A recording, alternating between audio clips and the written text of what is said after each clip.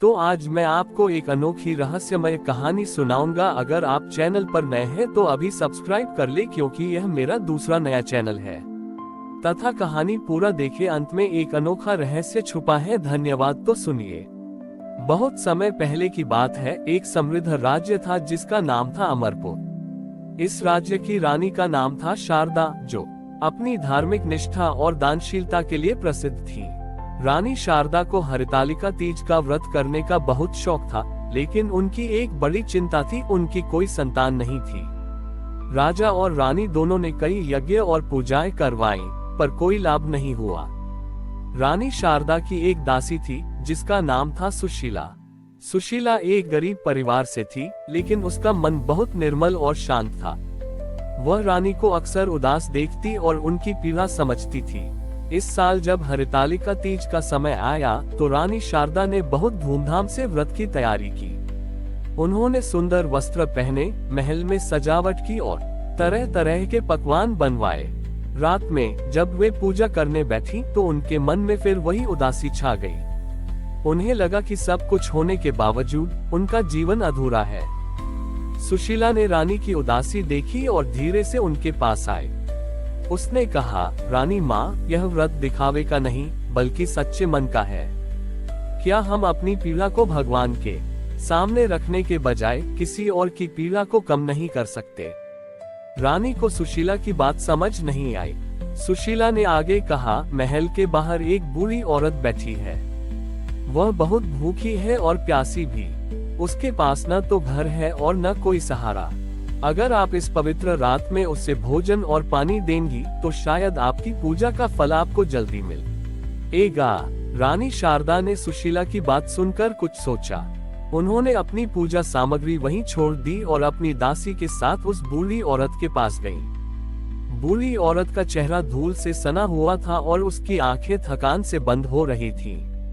रानी ने अपने हाथों से उसे जल पिलाया और महल से लाया हुआ फल और मिठाई दी। बूढ़ी औरत ने जब आंखें खोली तो उसने रानी को देखा। उसने मुस्कुराते हुए कहा, बेटी, तुम बहुत अच्छी हो। तुमने मेरी भूख और प्यास दोनों शांत कर दी। मेरी प्रार्थना है कि तुम्हारी सारी मनोकामनाएं पूरी हो।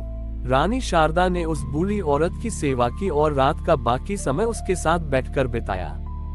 उन्होंने उसे अपने बड़ी ही वन की सारी कहानी बताई। सुबह जब सूरज निकला तो बूढ़ी औरत वहां नहीं थी। रानी को महसूस हुआ कि वह कोई साधारण स्त्री नहीं थी। रानी ने महल लौटकर अपनी पूजा फिर से पूरी की और व्रत खोला। अगले ही दिन उन्हें एक अजीब एहसास हुआ। कुछ समय बाद ये खबर पूरे राज्य में फैल गई कि रानी शारदा गर्भवती है। 9 महीने बाद उन्होंने एक सुंदर और स्वस्थ पुत्र को जन्म दिया। राजा और रानी ने अपने पुत्र का नाम सत्यव्रत रखा, क्योंकि उन्हें यह वरदान अपने सत्य संकल्प और दयाभाव के कारण मिला था। उन्होंने ये समझ लिया था कि हरितालिका तीज का व्रत केवल अपने लिए नहीं बल्कि दूसरों के कल्याण के लिए भी किया जाना चाहिए। इस घटना के बाद हर साल अमरपुर में हरितालिका तीज के दिन एक नया रिवाज शुरू हुआ। सभी रानी और राजा की तरह गरीबों को भोजन खिलाते और उनकी सेवा करते। यह व्रत केवल एक धार्मिक अनुष्ठान नहीं बल्कि करुणा और सेवा का त्योहार बन गया था। रानी शारदा के पुत्र राजकुमार सत्यव्रत बड़े होकर एक पराक्रमी और दयालु राजा बने। उनका शासनकाल अमरपुर के इतिहास में सुवर्ण युग के रूप में जाना जाने लगा। सत्यव्रत ने अपनी मां से सीखा था कि सच्चा राजधर्म केवल राजकाज करना नहीं बल्कि प्रजा के दुखों को दूर करना है। जब सत्यव्रत राजा बने तो उन्होंने हरितालिका तीज के दिन को एक विशेष राष्ट्रीय पर्व घोषित कर दिया। इस दिन राज्य के सभी नागरिक, चाहे वे अमीर हो या गरीब, अपने घरों से बाहर आकर दूसरों की मदद करते थे।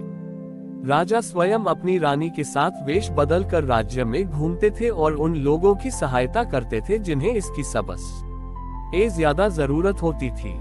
एक बार पड़ोसी राज्य सिंहगढ़ का राजा दुर्जय ने अमरपुर पर आक्रमण करने की योजना बनाई। दुर्जय बहुत अहंकारी और क्रूर था। उसने सोचा कि अमरपुर का राजा सत्यव्रत बहुत दयालु है और युद्ध की कला में निपुण नहीं होगा। दुर्जय ने अपनी सेना लेकर अमरपुर की सीमा पर डेरा डाल दिया। ये दिन हरितालिका तीज का था। दुर्जय को उम्मीद थी कि सत्यव्रत अपने त्योहार में व्यस्त होंगे और अप्रस्तुत होंगे, लेकिन जब वह अपनी सेना लेकर आगे बढ़ा तो उसे एक अद्भुत दृश्य दिखाई दिया। अमरपुर की सीमा पर कोई सैनिक नहीं था, बल्कि हजारों लोग भजन गाते हुए और सेवा करते हुए दिखाई दिए। हरितालिका तीज के कारण कोई युद्ध करने के लिए तैयार नहीं था। राजा सत्यव्रत स्वयं अपनी रानी के साथ एक बूढ़े आदमी के घाव पर पट्टी बांध रहे थे। दुर्जय ने सोचा, ये लोग पागल हैं, इन्हें अपने राज्य की परवाह नहीं है। लेकिन जब उसने एक सैनिक को पकड़कर पूछा तो सैनिक ने कहा, महाराज, हमारे राजा ने हमें सिखाया है कि मानवता की सेवा सबसे बड़ा धर्म है। आज हम अपनी प्रतिज्ञा पूरी कर रहे हैं। ये सुनकर दुर्जय का हृदय पिघल गया। उसने सोचा, जिस राजा के सैनिक इतने निष्ठावान और दयालु हैं, वह राजा कितना महान होगा। दुर्जय को अपनी गलती का एहसास हुआ। वह अपनी तलवार छोड़कर राजा सत्यव्रत के सामने झुक गया और उनसे माफी मांगी। दुर्जय ने कहा, महाराज, मैंने आपकी शक्ति को आपकी सेना में खोजा, लेकिन वह आपकी प्रजा के मन में बसी हुई है। आपने बिना युद्ध किए मुझे हरा दिया। सत्यव्रत ने मुस्कुराते हुए दुर्जय को उठाया और गले लगा लिया। उन्होंने कहा, सच्चा साम्राज्य तलवारों से नहीं, बल्कि प्रेम और विश्वास से बनता है। इस घटना के बाद दुर्जय और सत्यव्रत गहरे मित्र बन गए। उन्होंने मिलकर दोनों राज्यों की भलाई के लिए काम किया। रानी शारदा के एक छोटे से दयाभाव ने जो कहानी शुरू की थी, वह एक ऐसे साम्राज्य में बदल गई जहां प्रेम, सेवा और धर्म सबसे ऊपर थे। इस तरह हरितालिका तीज का व्रत अमरपुर में केवल एक धार्मिक अनुष्ठान नहीं रहा, बल्कि यह एक ऐसी परंपरा बन गई जिसने पीढ़ियों तक लोगों को दया और मानवता का पाठ सिखाया। राजा सत्यव्रत और रानी ने कई वर्षों तक अमरपुर पर शासन किया। उनका साम्राज्य न केवल धन धान्य में, बल्कि नैतिक मूल्यों में भी समृद्ध था। उन्होंने अपने जीवन के अंतिम वर्षों में राजपाट अपने योग्य पुत्रों को सौंप दिया और स्वयं जंगलों में जाकर तपस्या करने का निर्णय लिया। उनकी इच्छा थी कि वे अपने जीवन के अंतिम क्षणों को पूरी तरह से ईश्वर और प्रकृति की सेवा में बिताएं। जंगल में रहते हुए भी उन्होंने अपनी सेवा की भावना नहीं छोड़ी।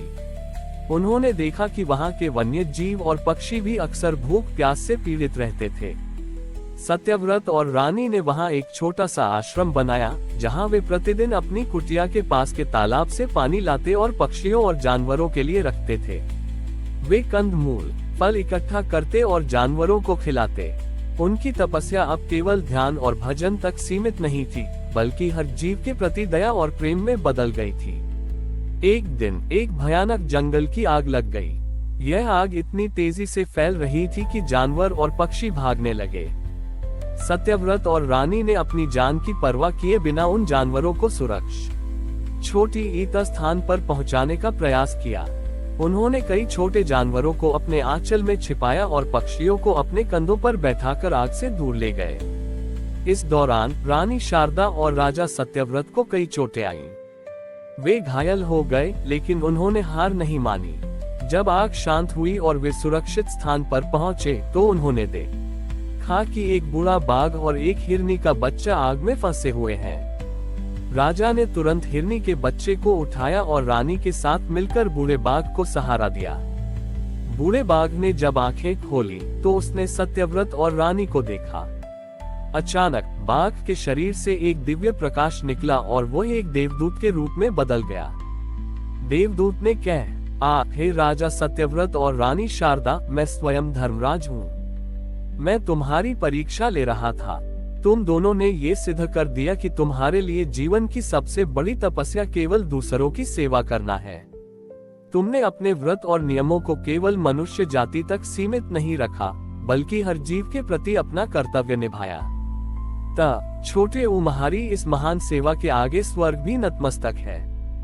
धर्मराज ने उन्हें आशीर्वाद दिया कि उनके नाम से सेवा धर्म का एक नया अध्याय लिखा जाएगा और हरितालिका तीज का व्रत अब समर्पण और निस्वार्थता का प्रतीक भी माना जाएगा। उन्होंने कहा कि उनके त्याग और प्रेम की कहानी अमर रहेगी। सत्यव्रत और रानी ने शांतिपूर्वक अपने प्राण त्यागे और परमधाम को प्राप्त हुए। उनकी कहानी यह सिखाती है कि सच्ची तपस्या का अंतिम लक्ष्य मोक्ष नहीं, बल्कि इस दुनिया को प्रेम और सेवा से बेहतर बनाना है।